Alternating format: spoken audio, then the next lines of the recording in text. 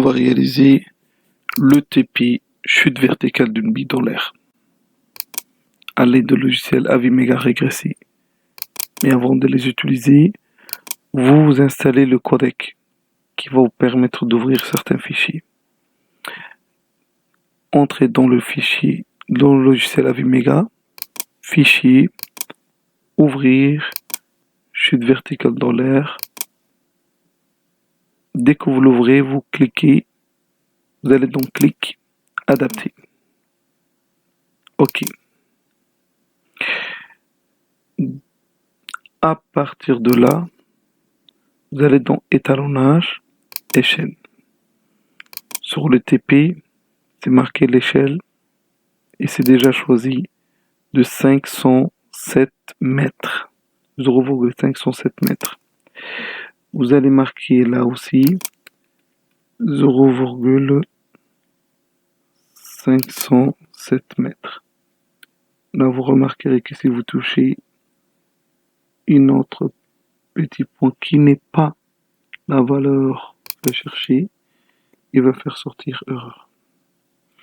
Vous essayez de rechercher et de placer le premier point en haut de la règle au-dessus et le deuxième point vers le bas. Dès que vous réalisez l'échelle, vous allez dans origine et vous choisissez l'axe descendant vers le bas. Cliquez sur le centre de la boule. À partir de là, vous allez sur mesure, c'est de pointer la boule lorsqu'elle descend vers le bas.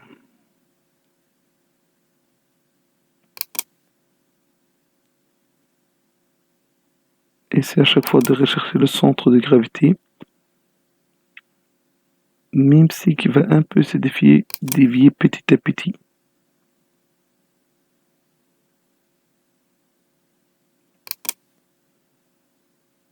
Ça prend un peu de temps.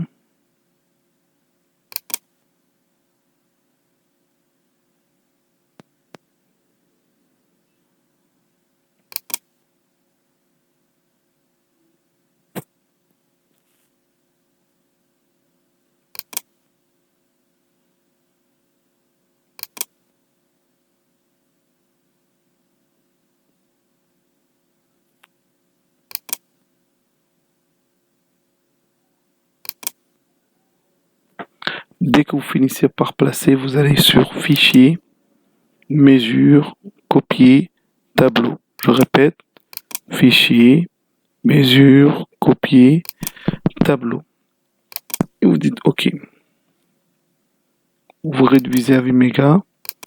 Vous allez dans Régresser, Fichier, Nouveau, Papier presse. Vous remarquerez que vous avez de droite X en fonction du temps qui est en bleu, qui ne varie pas, qui est constante, et Y en fonction du temps qui est en rouge. On demande dans notre TP que peut-on dire de X? Elle est constante, elle ne varie pas, X égale à 0. Ensuite, on veut créer VY sur l'icône variable en utilisant l'icône Y+. Donc, on part sur ajouter Y+, on va ajouter la variable VY. Son unité mètre par seconde.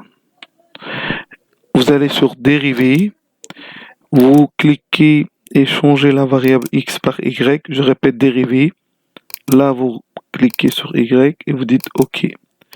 Vous remarquerez que la courbe n'apparaît pas, mais que sur la variable, vous avez VY. Vous allez sur coordonnées et vous dites ajouter courbe. Là, vous remarquez qu'il y a VY en fonction du temps. Vous n'en avez pas besoin de X et d'Y. Donc vous les supprimez et vous dites OK.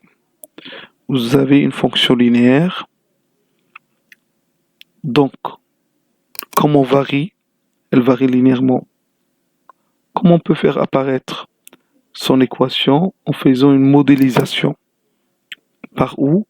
à côté de coordonnées, vous remarquez qu'il y a début modélisation. Cliquez sur début modélisation et vous ouvrez une autre petite fenêtre. Donc, cliquez encore sur modélisation graphique et droite. Dites simplement OK. Elle apparaît. Dites ajuster la courbe. Vous remarquez que vous avez une fonction affine avec A qui égale à 9,734 et B 0,06884. Vous allez écrire cette équation-là en remplaçant le A et le B par leur valeur. On demande d'utiliser les fonctions du logiciel pour créer AY et en utilisant toujours l'icône Y+. On va essayer de parler sur AY et son équation aussi. Donc on repart sur ajouter AY, son unité étant égale à mètres par seconde au carré. Vous allez sur dérivée de VY, D de VY sur DT, puisqu'on est en train de faire l'accélération. OK. Là aussi, elle n'apparaît pas. Vous allez donc coordonner, dites ajouter, ajouter, et très simplement, vous effacez les autres. OK. Vous avez une courbe qui est à peu près constante. Là, vous dites modélisation.